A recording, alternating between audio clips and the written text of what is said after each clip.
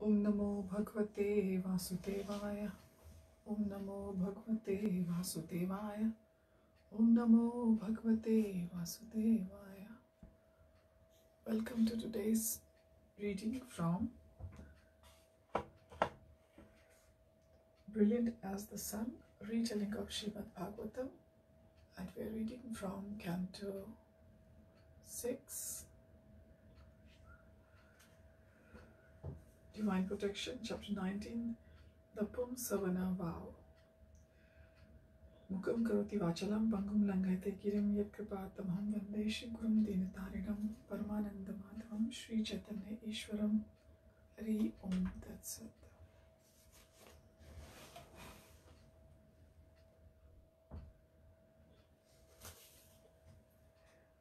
Verse 1, Parikshit said, "My lord, I know you have already explained the Pumsavana vow.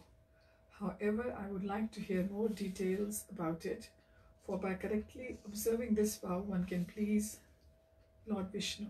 Verses 2 and 3, Shukadev replied, "It is the duty of the husband to guide his wife in executing this devotional vow. He should first narrate to her the history of how the Maruts took birth. Then each day after bathing and putting on white garments, she should properly worship the forms of Vishnu and Lakshmi before eating." Verses 4 to 7, Shukadev described the paraphernalia to be offered: water for bathing, fresh garments, a sacred Brahmin thread, ornaments, scents, flowers, incense, and lamps. While making the offerings, she should pray, "My dear Lord Vishnu, you are the husband of the goddess of fortune and everyone's Lord. You possess all affluence, mystic powers, strength, and excellent qualities. I offer you and your divine wife, the mother of the world, my repeated obeisance and ask for your mercy. I know that material opulence is not your real mercy, and therefore I do not ask for that." Verse 8, Shukadev said, "After worshipping the Lord as I have described, she should offer 12 oblations of ghee into the sacred fire as she chants the following mantra: Om Namo Bhagavate Mahapurushaya Mahavibhuti Pataye Swaha." Parikshit said, "What if the worshipper has material desires?" Verses 9 and 10, whatever the desires she has, she should still daily worship the all-powerful Lord Vishnu and his consort, Goddess Lakshmi, as I have described. They alone can give all benedictions and good fortune. Knowing this, the worshipper should follow her prostrated obeisance, offer her prostrated obeisance, and chant the above mantra 10 times. Then she should pray as follows. Verses 11 to 14. Lord Vishnu and his eternal consort, Lord Goddess Lakshmi, are the cause and proprietors of the entire material creation. O Mother Lakshmi, you are difficult to understand. You are the all-powerful spiritual energy of Lord Vishnu, but in connection to the material creation, you act as external energy. So these are very important lines. So although Goddess Lakshmi is the consort of Lord Vishnu, but in connection to the material creation, she acts as external energy. Vishnu is your master and you are the original form of devotion to the Lord. Lakshmi is the reservoir of all spiritual qualities which Vishnu enjoys. He is the super soul in everyone's body, and she is their bodies and minds. So Vishnu is the super soul in everyone's body, and Goddess Lakshmi is their bodies and minds. Vishnu is also the support of Lakshmi's original spiritual form and holy name. I offer my obeisance to Lord Vishnu and Goddess Lakshmi, who are the supreme rulers of the three worlds and who can grant any benediction. Kindly fulfill my desires." Parikshit repeated the prayer under his breath. What else should the devotee do? Verses 15 and 16. After reciting the above prayer, one should remove all the worship paraphernalia and offer Vishnu and Lakshmi water to wash their hands and mouth. Then she should repeat the worship with great humility and devotion. She should again offer prayer, smell the remnants of the food offered to them, and then again repeat the worship. Verse 17, the wife should then offer the remnants of food offered to Lakshmi and Vishnu to her husband, seeing him as a Lord's representative. She should feed him before herself. What about the husband? Does he have any obligation? Asked Parikshit. When the husband is pleased with his wife, he should do everything necessary to support her. What if the wife becomes ill and cannot execute her worship? Verse 18, in that case, said Shukadev, the husband can perform the worship. If one of them worships the Lord, they both benefit. Verses 19 and 20, to properly fulfill the Pumsavana vow, one must serve Vishnu without deviation for 1 year. Every day after worshipping Lakshmi and Vishnu, as I have described, the wife should offer the remnants of the worship to Brahmins and chaste women who live peacefully with their husbands. In the evening, after putting the deity of the Lord to rest in the bed, in his bed, she may eat. If the wife strictly observes this vow for 1 year, it will free both her and her husband from sin and fulfill all their desires. What happens at the end of the vow?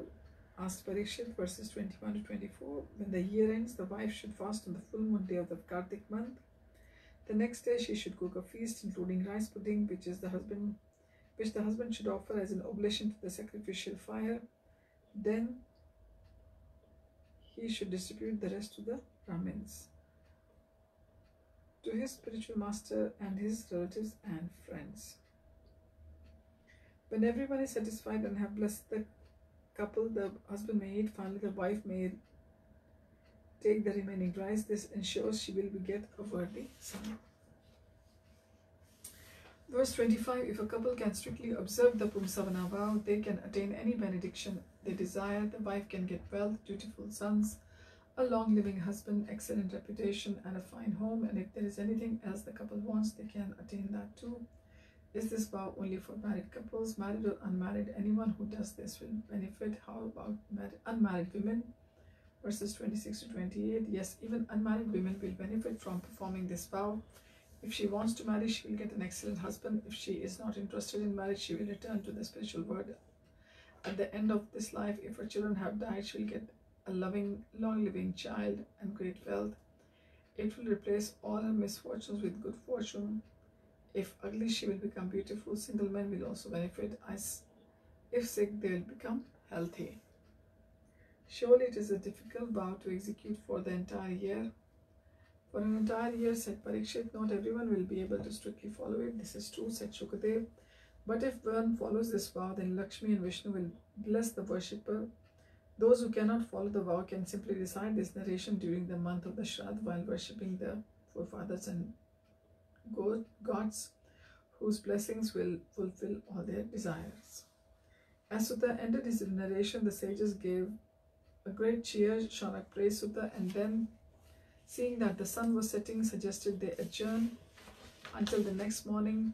Slowly the ascetics dispersed, discussing together in small groups about what they had heard that afternoon.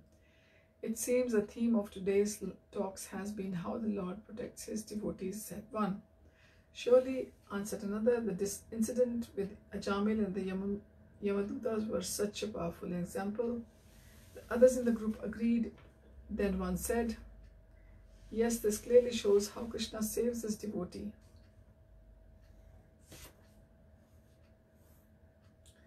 The pastimes with Indra and other gods being rescued from the demon Vitra is another illustration of his mercy. What though of Daksha and Chitraketu? King Krishna's real protection is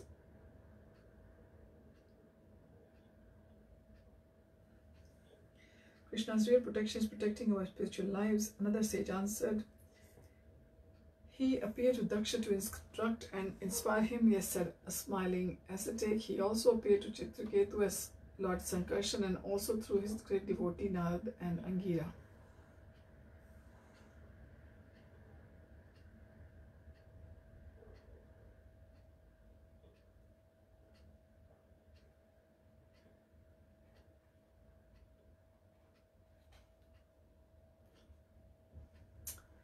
Yes, said the smiling ascetic. He also appeared to Chitraketu as Lord Sankarshan and also through his great devotees Narad and Angira. Another added, and even when Chitraketu became a demon, Krishna did not abandon him. Rudra never forgot the Lord, which is only possible by his grace. He died a glorious death, absorbing the thoughts of the Lord.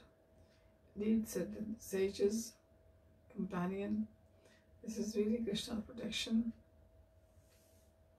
to always think of him no matter what may happen in your life. As they discussed together, the ascetics made their way to the river where they took their